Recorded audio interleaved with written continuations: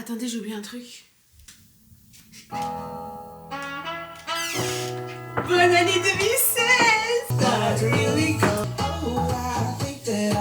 Myself a cheerleader. Je me suis jamais sentie autant en 2016 que dans cette tenue. J'ai pas d'être ça. Faut savoir que là, toutes ces pièces-là datent de 2016. Ces bottes que j'ai achetées en 2016, vous vous rendez compte? Ce short, je l'avais acheté en friperie. Il était déjà vieux en 2016. Il est sûrement né en 1960, ce short-là. Il est plus vieux que ma propre mère. J'ai entendu dire que 2026 c'était le nouveau 2016. J'ai pris ça très à cœur. Pour l'occasion, j'ai décidé de me préparer exactement comme en 2016 pour voir si le style de cette époque mérite vraiment son comeback ou si on ferait mieux de le laisser là où il est. C'est bien beau tout ça, sauf qu'il nous manque le make-up. Et le make-up, ça va pas être une mince affaire, étant donné que 2016, c'est vraiment l'année du make-up. On est sur une couche comme ça de fond de teint, on peut carrément le prendre à la petite cuillère, le fond de teint, le manger en guise de dessert. On est sur des yeux chargés vraiment, G-Sharp plus que Maeva Guéna. Les yeux sont tellement chargés que tu vois même plus les yeux finalement. On est sur des faux cils. Des faux cils, on sait pas si c'est des faux cils ou des ailes de Victoria's Secret, prêts à décoller à tout moment. Des sourcils aussi épais que des barres de shit. Tu me croisais dans la rue, tu savais pas si je dilais du shit ou si c'était mes sourcils finalement. Écoutez, sans plus attendre, n'ayez pas trop d'espoir en moi, mais je vais faire de mon mieux pour reproduire ce make-up. Voilà, souhaitez-moi bonne chance, c'est parti. Oh, c'est beau ça aussi avec des paillettes.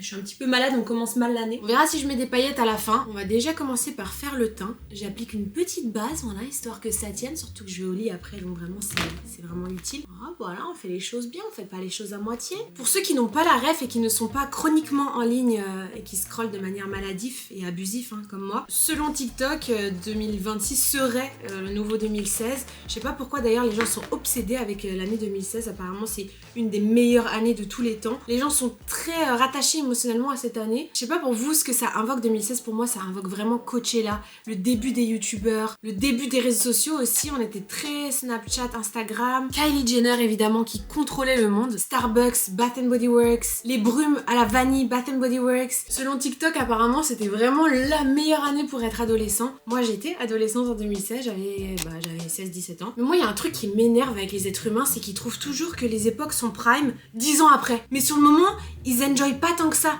Genre là par exemple 2025-2026 c'est très fort probablement genre la meilleure période pour être en vie dans 10 ans, tu vois. Sauf que maintenant les gens n'apprécient pas sur le moment présent leur année. Genre en 2016 les gens n'apprécient pas forcément 2016, tu comprends? Ça m'énerve. Moi je trouve pas que 2016 était particulièrement ouf. Je trouve que toutes les périodes sont intéressantes, toutes les années sont intéressantes. Et ouais, genre je sais que là dans 10 ans on va trouver que 2025 c'était le prime de notre vie. Donc autant profiter maintenant, tu vois.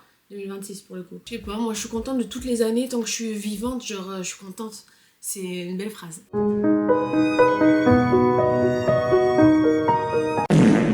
Par contre c'est un vrai conseil, même quand vous êtes blasé de votre physique ou de vous-même ou peu importe, essayez de vous voir à travers les yeux de la future vous. Parce qu'elle aura beaucoup de tendresse et de nostalgie pour la vous actuelle. Donc ça aide, je trouve, à apprécier vraiment soit le moment, soit ton physique. Ça m'énerve, mais mes cheveux devant mes yeux, là. Je vais me mettre une petite barrette, histoire de tenir le tout. 2016 aussi, selon TikTok, et je suis d'accord avec ça, c'était le prime de la musique. Ça, c'est vraiment vrai. Toutes les célébrités étaient vraiment actives. Là, on dirait que plus personne chante. Ariana Grande elle sort plus rien, Rihanna elle sort plus rien. Bon, on a des nouvelles artistes quand même, Tate McRae, on a Addison Rae. Mais je trouve que ouais, les célébrités étaient vraiment là et c'était vraiment des célébrités. Genre parce qu'il y avait cette distance encore qu'on a plus maintenant avec les réseaux sociaux. On considérait vraiment les célébrités comme des dieux supérieurs à nous. Back then. Plus maintenant, j'ai l'impression. Ou peut-être c'est parce que j'ai vieilli, mais je me demande si les jeunes d'aujourd'hui ressentent la même chose que nous à l'époque avec les célébrités. On dirait qu'il n'y a plus personne qui est fan hardcore. Pour moi, l'époque des fans hardcore s'est arrêtée même avant ma génération, genre à l'époque de Britney Spears, Michael Jackson. Mais heureusement que ça s'est calmé parce qu'en vrai, c'était pas très sain. Maintenant que je ressemble à Casper le fantôme, bah on va faire un petit peu de contouring. Un petit peu de contouring, ça fera pas de mal. Alors moi, j'ai un pinceau pour tout le visage. Donc on va se démerder avec ça. En termes de teint, 2016 c'est vraiment l'époque du bronzage. Je me foutais des couches et des couches d'autobronzant. Je l'ai pas fait pour cette vidéo parce que ça me gave. Mais on va essayer avec le make-up de me donner le teint le plus bronzé possible.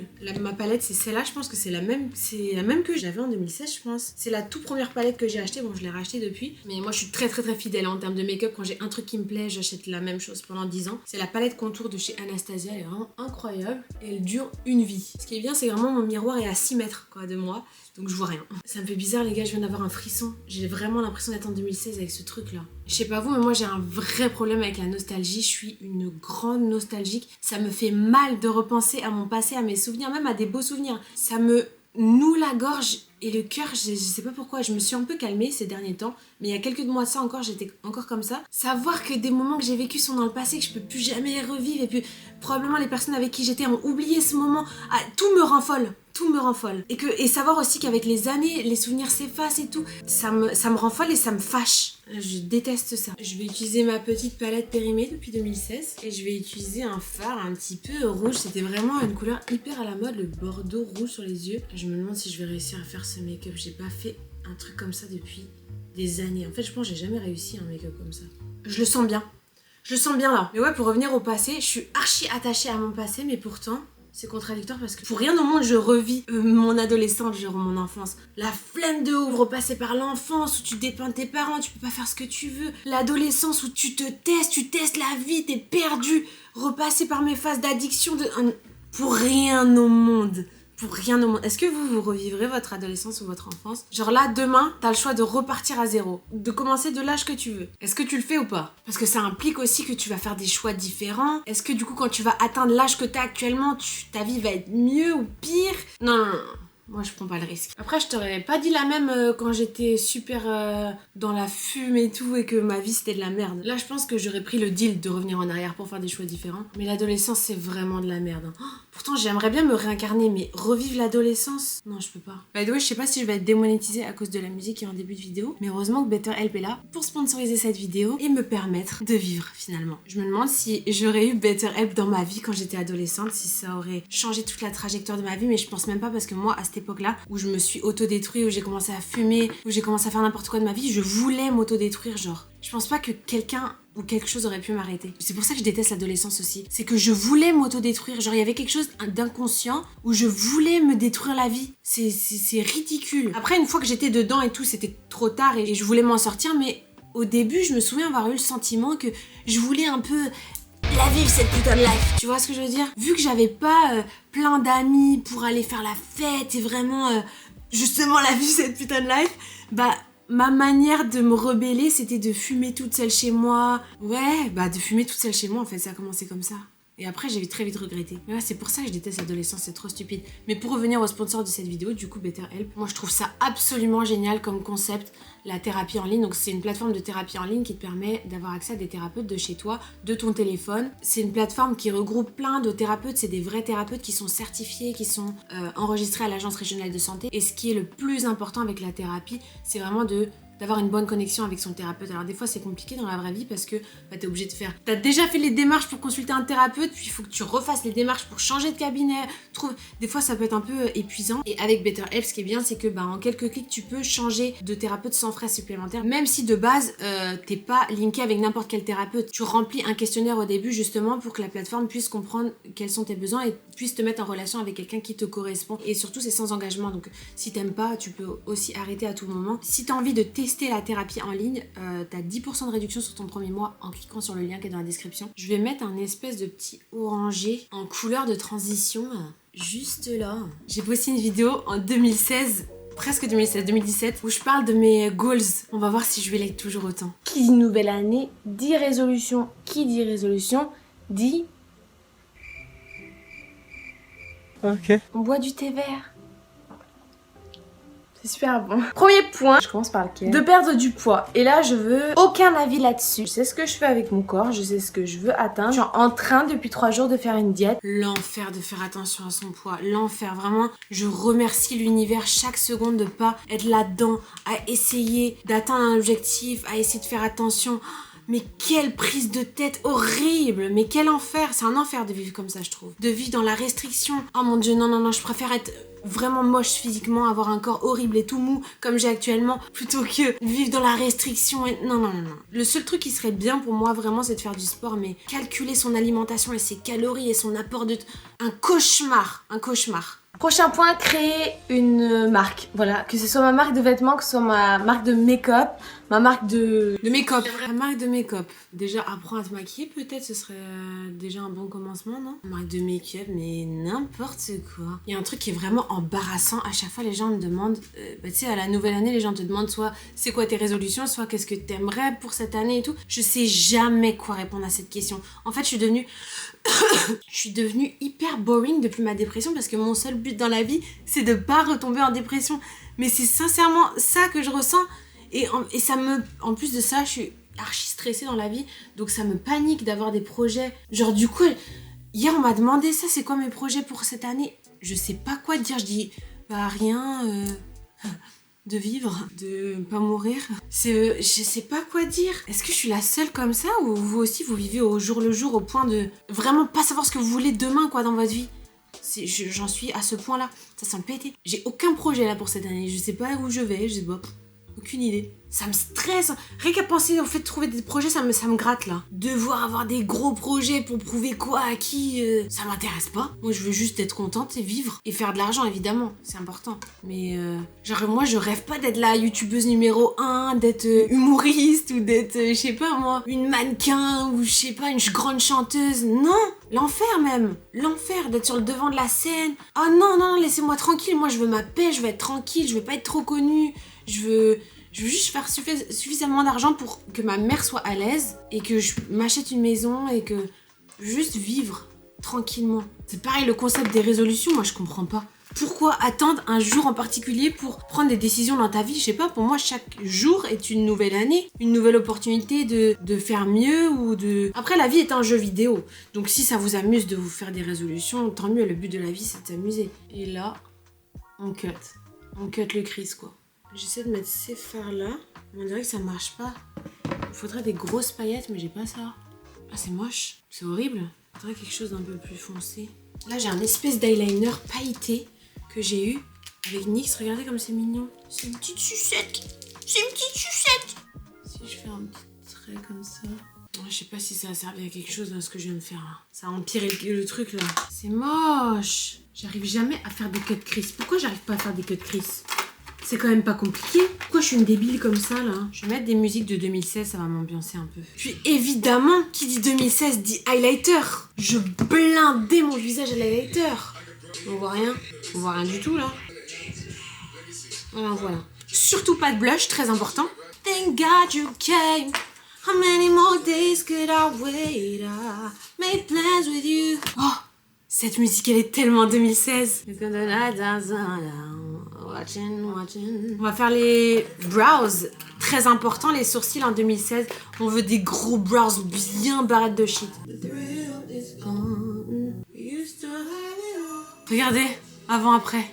J'aime pas trop, mais bon. Le but c'est pas que j'aime. Non, c'est horrible. Oh, je ressemble à un ours là. Qu'est-ce qui nous manque? Les cils évidemment, très important, les cils. Alors en 2016, c'était vraiment la mode des faux cils, hein. Les gros sets de faux cils. Je sais même pas si j'en ai, en fait j'en ai, mais je voulais pas vous en parler. C'est un enfer ça. Alors ça, mais je trouve ça moche. Mais alors d'une violence. Ça va être abominable, je vais mettre ça. Ça va être parfait. Mais là, mon chien, il va même plus me reconnaître là. Voilà! Là, on est en 2016. Là, on parle. Ah non, mais alors, c'est pas beau, hein. Oh! Qu'est-ce que c'est laid! Alors, vous pouvez pas me dire que c'est beau, ça. Hein. C'est atroce. Il y avait un potentiel dans ce make-up. Mais là, ça vient de tout gâcher. Enfin, ça vient de tout réussir, mais de tout gâcher en même temps. Les fossiles comme ça, mais qui a inventé ça? À moins de vraiment faire un show sur scène. Pourquoi tu vas où comme ça avec tes ailes sur les yeux? Ça va dans le dos, les ailes de base. Ça, j'aurais trouvé ça magnifique en 2016, ce look. En vrai, c'est pas si mal. C'est juste que c'est beaucoup trop... On dirait que je vais agresser quelqu'un dans la rue, quoi. On dirait que je me prépare pour aller agresser quelqu'un. J'ai envie d'être méchante, j'ai envie d'être méchante. Et puis, on s'approche de la fin. Il nous manque les lèvres, évidemment. Alors, pour les lèvres, on était sur des lèvres mates, ça c'est sûr et certain. J'ai qu'un crayon à lèvres, donc on va l'utiliser. Pour celles qui veulent la rêve, c'est le 08 de Sephora. Je mets la même chose tous les jours, je suis vraiment pas originale. Enfin tous les jours, quand je me maquille. C'est-à-dire une fois par semaine. Si j'avais des résolutions, je pense qu'une de mes résolutions, ce serait de me préparer tous les jours. Vraiment de me maquiller tous les jours, peu importe ce que j'ai décidé dans ma journée, je commence par me préparer. Je trouve que ça drive ta journée d'une manière... Quand t'es belle, tu te sens bien, ta journée va forcément être bien. Et moi, la 3/4 du temps, je Je suis une poubelle quoi chez moi et je me prépare que quand j'ai prévu vraiment de filmer un truc ou j'ai prévu un truc en particulier. J'aimerais bien me préparer, prendre l'habitude de me préparer, peu importe ce que j'ai prévu dans la journée. Je pense que ça pourrait vraiment être bénéfique dans ma vie de faire ça. Mais vu que j'ai pas de résolution, je le ferai pas. Je vais mettre un petit peu de celui-là. Il est satiné mais bon, il passe pour un mat. C'est le 540 de chez MAC. C'est très bien ça. Très 2016 ça. On est parfait là non? Oh, je fais peur. Je suis terrifiante, non? Là, je fais flipper, là. Moi, je vois ça dans la rue, je fais demi-tour. Hein. Ça fait peur. Hein. C'est les cils, en fait. C'est les cils qui ont tout gâché. Bah voilà, hein. On est bon, hein.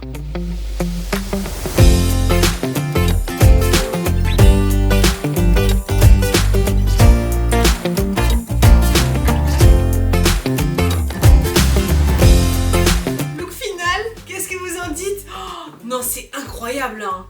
Là, on est sur du 10 sur 10, là. Est-ce que j'ai oublié quelque chose? Je pense pas. Oh, c'est beau avec la casquette, quand même. Je crois que j'aime bien. Oh, j'aime bien. J'étais de ça. C'est parfait. C'est parfait. J'aurais pas pu rêver mieux. C'est hilarant hein, de me voir comme ça. Ça me rappelle trop de souvenirs. Je viens de me taper une séance de TikTok. Enfin, devrais-je...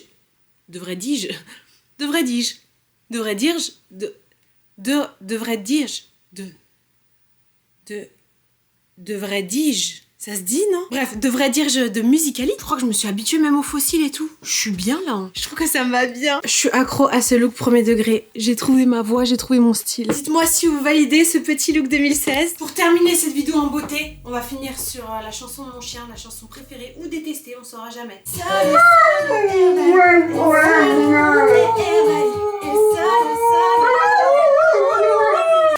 J'aime pas la petite chanson. Je t'aime. Et bah vous savez quoi, j'aurais jamais pensé que j'allais aimer autant ce look. J'adore. Ça donne une vibe, ça donne envie d'être heureux. Je sais pas, ça donne envie de bien aller. T'as pas envie d'être triste dans cet accoutrement. T'as envie d'aller à Coachella. T'as envie de te prendre une petite boisson et te promener au centre-ville avec tes cops. En fait, dommage que j'ai pas de cops, parce que sinon c'est ce que je ferais là. Vous savez, ça, tout ça de la chanson d'Ariana, ça parle de quoi? Ça parle qu'elle s'est fait, comment dire, de façon respectueuse, elle s'est fait taureau. Et elle marche de côté du coup, parce qu'elle a trop ken toute la nuit. Ouais. Et on écoutait ça, alors qu'on avait 12 ans et demi. Allez hop.